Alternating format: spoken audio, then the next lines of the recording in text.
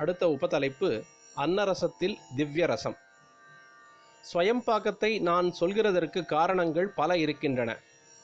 நாமே சமைத்து கொள்ளும்போதுதான் சமைக்கிற நேரம் பூராவும் நாம் தெய்வ சம்பந்தமாகவே நாமாவை சொல்வது அல்லது ஸ்தோத்திரமோ சூக்தமோ சொல்வது என்று வைத்துக்கொண்டு பதார்த்தத்தினால் சாத்வீகமான உள்ள ஒரு ஆகாரம் அதோடு சம்பந்தப்படும் மனுஷியாலின் தப்பான எண்ணத்தால் கெட்டுப்போகாமல் மேலும் சாத்வீகமாக ஆகும்படி செய்து கொள்ள முடியும்.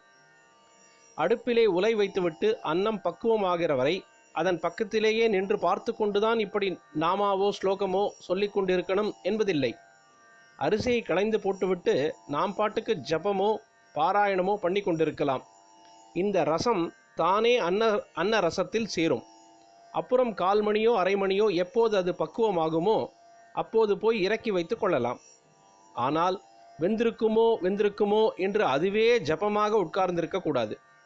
ஆரம்பத்தில் அந்த எண்ணம் வந்து கொண்டுதான் இருந்தாலும் நாளாவட்டத்தில் தானாக ஒரு டைம் சென்ஸ் உண்டாகி அந்த நினைவு இல்லாமல் 1/4 மணியோ 1/2 மணியோ ஜபத்திலேயே கான்சன்ட்ரேஷனோடு இருக்க முடியும்.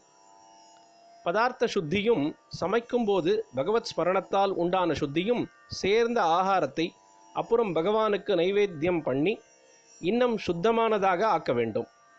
கடைசியில் சாப்பிடும்போது கோவிந்த கோவிந்த என்று சொல்லிக்கொண்டே சாப்பிடணும். மௌனேன போக்தவ்யம், பேசாமலே சாப்பிட வேண்டும் என்பது விதி. பேசாமல் என்றால் அதை போடு இதை போடு என்காமல் எது இலையில் விழுகிறதோ அதை சாப்பிட வேண்டும் என்பதுதான் உண்மையான அர்த்தம். மனசுக்குள் கோவிந்த நாமோச்சாரணத்துடன் இப்படி போஜனம் பண்ண வேண்டும்.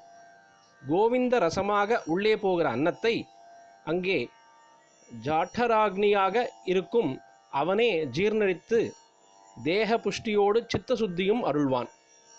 கீதையில் அத்தியாயம் 15 ஸ்லோகம் 14 இப்படித்தான் சொல்லியிருக்கிறான்.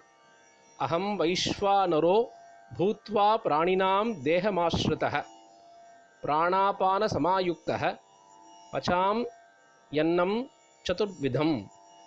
ஆகாரம் 4 விதமானது. அன்னம் சதுர்விதம். சாதம் போல மென்று சாப்பிடுவது காத்தியம். கருக் முறுக்கென்று வறுவல் மாதிரி சாப்பிடுவது சோஷ்யம். அப்படியே பஞ்சாமிர்தம் போல பல்லால் கடிக்க அவசியமில்லாமல் விழுங்குவது லேஹ்யம். குடிப்பது பேயம். இந்த 4ஐயும் வயிற்றிலே உள்ள வைஸ்வானர அக்னிதான் ஜீர்ணம் பண்ணுகிறது. 5 பிராணங்களை கொண்டு ஜீர்ணித்த ஆகாரத்தை வைஸ்வானர சக்தியானது தேகம் பூராவுக்கும் அனுப்புகிறது. அந்த 5இல் பொதுவான சுவாசமான பிராணனையும் கீழே நோக்கி போகிற வாயுவான அபானனையும் இங்கே பிராணாபான என்று சொல்கிறார். இப்படி பிராணிகளின் தேகத்தில் வைஸ்வானரனாக இருப்பது நான்தாண்டா என்று சொல்கிறார். பிராணாகுதி என்று வேதமந்திர அதிகாரம் உள்ள எல்லோரும் சாப்பிடுவதற்கு முந்தி அன்னத்தை சுற்றியும் அதன் மேலேயும் தீர்த்தத்தை தெளித்து வியாகிருதிகளான காயத்ரியாலும் அதை சுத்தி செய்த பிறகு இந்த பஞ்ச பிராணன்களுக்கு தான் ஆகுதி பண்ணுகிறார்கள். வெளியிலே அக்னி மூட்டி ஹவிசை ஆகுதி கொடுப்பது மாதிரி சாப்பிடுவதையும் உள்ளே இருக்கிற அக்னிக்கு ஒரு குட்டி யஜ்ஞமாகவே வேதம் கொடுத்திருக்கிறது. நமக்கு உள்ளே இருக்கிற ஈஸ்வர சக்தி தான் இந்த வேளை இந்த ஆகாரம் நமக்கு லபிக்கும்படியாக அனுகிரகம் பண்ணியிருக்கிறது என்ற நினைப்போடு இது நம் உடம்பில் ஒட்டும்படியாகவும் சித்தத்தை சுத்தம் பண்ணும்படியாகவே அதுதான் அருள் புரிய வேண்டும் என்று பிரார்த்திக்கணும் என்பதே தாத்பரியம். நைவேத்தியமாவது ஈஸ்வரனுக்கு. அந்த அன்னமும் ஈஸ்வரன்தான். அது விழும் அக்னியும் அவனே. இந்த ஆகுதி பண்ணுகிறானே, அதாவது சாப்பிடுகிறானே, இவனும் ஈஸ்வரன்தான். இதனால் அடைகிற லட்சியமும் அவனேதான். பிரம்மார்ப்பணம் பிரம்மஹவிர் பிரம்மாக்னௌ பிரம்மணாஹுதம் பிரம்மைவ தேன கந்தவ்யம் என்று சாப்பாட்டு விஷயத்தை பூரா திவ்ய ரசத்தில் கரைத்துவிட வேண்டும். பின்குறிப்பு: பகவத்கீதை அத்தியாயம் 4 ஸ்லோகம் 24 இந்த ஸ்லோகத்தில் ஸ்ரீ பெரியவாள் கூறாமல் விட்ட கடைசி பாதம் பிரம்மகர்ம சமாதினா என்பதாகும். தானே சமைத்து கொள்வது என்கிற போது வேலையை குறைத்து கொள்ள வேண்டும் என்று இருக்குமாதலால் பல தினுசு வியஞ்சனங்களை பண்ணிக்கொள்ள தோன்றாது. அதாவது நாக்கு ருசிக்காக அமித போஜனம் பண்ணி சித்தசுத்தியை கெடுத்து கொள்ளாமல் இருப்போம்.